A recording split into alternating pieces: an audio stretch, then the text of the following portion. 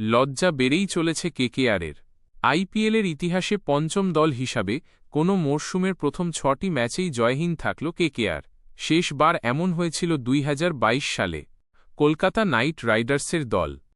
আইপিএলে আরও একটি লজ্জার নজির গড়ে ফেললেন অজিঙ্ক্য রাহানেরা। শুভমন গিলের গুজরাত টাইটান্সের কাছে শুক্রবার ৫ উইকেটে হারের সঙ্গেই নতুন একটি নজির গড়েছে শাহরুখ খানের কলকাতা নাইট রাইডার্স।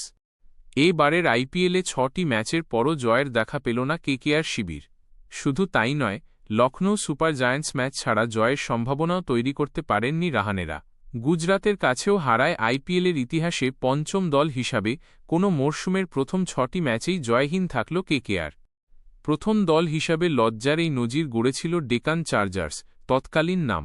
তারা ২০১২ সালের আইপিএলের প্রথম ৬টি ম্যাচ জিততে পারেনি। দ্বিতীয় দল হিসাবে ২০১৩ সালে দিল্লি ডেয়ারডেভিলস, তৎকালীন নাম, মরশুমের প্রথম ৬টি ম্যাচে জয় পায়নি। ২০১৯ সালে রয়্যাল চ্যালেঞ্জার্স বেঙ্গালুরুকেও একই লজ্জার মুখোমুখি হতে হয়েছিল। ২০২২ সালের আইপিএলে মুম্বই ইন্ডিয়ান্স প্রথম ৬টি ম্যাচ জিততে পারেনি। পঞ্চম দল হিসাবে এই তালিকায় নাম উঠল ৩ বারের চ্যাম্পিয়ন কেকেআর।